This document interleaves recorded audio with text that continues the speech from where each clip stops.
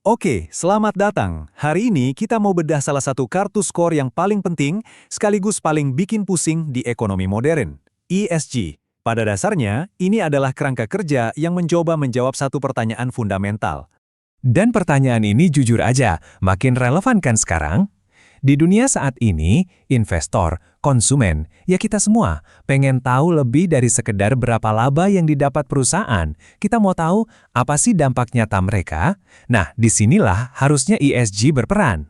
Oke, kita mulai dari dasarnya dulu ya. Untuk benar-benar paham sebuah perusahaan secara utuh, kita tuh butuh kacamata baru yang bisa melihat lebih dari sekedar angka-angka di laporan keuangan. Nah, ini dia 3 pilarnya. Environmental atau lingkungan, ini ngukur dampak perusahaan ke planet kita, mulai dari emisi karbon sampai cara mereka ngolah sampah. Sosial atau sosial, ini ngelihat gimana perusahaan memperlakukan karyawan, pemasok, sampai masyarakat di sekitarnya. Terakhir, governance atau tata kelola, ini soal dapurnya perusahaan itu sendiri. Gimana cara mereka dijalankan, seberapa transparan, dan seberapa etis para pemimpinnya. Jadi, kenapa ini penting banget? Simpelnya, ESG diciptakan untuk ngasih kita pandangan yang lebih jernih. Buat investor, ini kayak kacamata X-ray untuk melihat risiko yang nggak kelihatan di laporan keuangan, misalnya risiko reputasi atau regulasi iklim yang bakal berubah.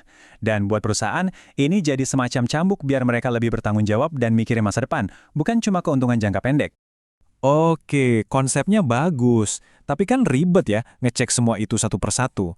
Nah, industri keuangan punya ide cemerlang, atau setidaknya kedengarannya cemerlang, sistem peringkat, satu angka tunggal untuk ngasih tahu kita mana perusahaan yang baik dan mana yang buruk.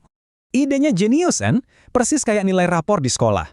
Anda tinggal lihat skornya, entah itu A, B, atau C, dan langsung tahu seberapa berkelanjutan perusahaan itu. Harusnya sih ini bikin investasi yang bertanggung jawab jadi gampang banget buat semua orang.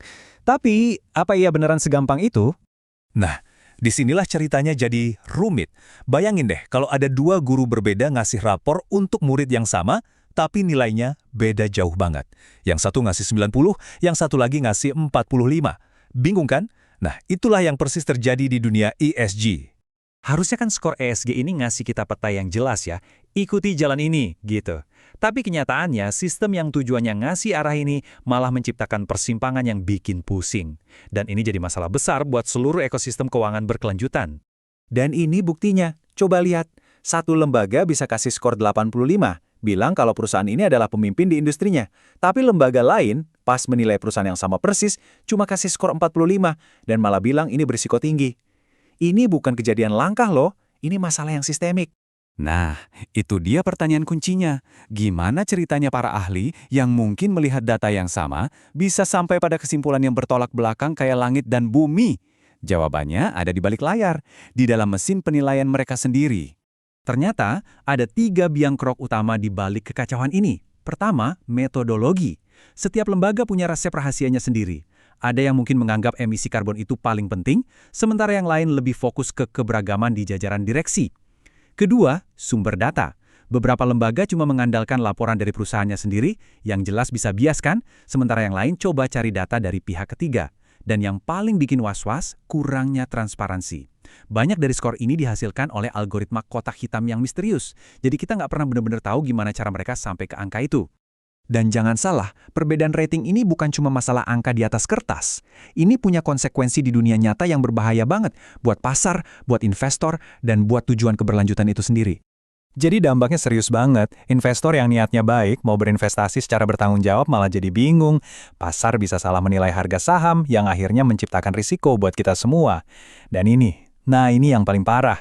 Ini membuka pintu tol buat praktik greenwashing.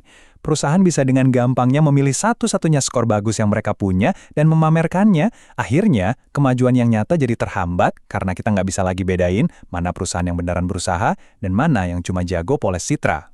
Untungnya, setelah semua kekacauan itu, ada kabar baik. Para regulator, pemimpin industri, dan organisasi global akhirnya sadar kalau sistem ini harus dibenahi.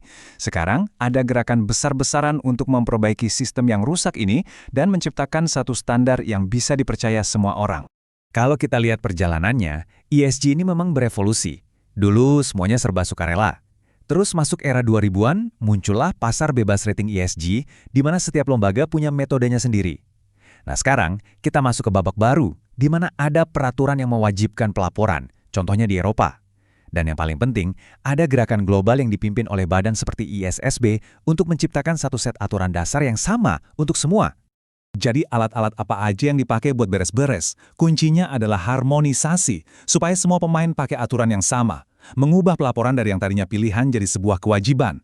Memanfaatkan teknologi canggih seperti AI untuk mengolah data dalam jumlah besar secara lebih objektif. Dan yang terpenting, regulasi yang lebih ketat untuk memastikan ada konsekuensi nyata buat mereka yang nggak transparan atau mencoba main curang. Pada akhirnya, semua ini bermuara ke satu pertanyaan besar. Taruhannya itu triliunan dolar loh. Investasi berkelanjutan bukan lagi sekedar tren, ini adalah masa depan keuangan.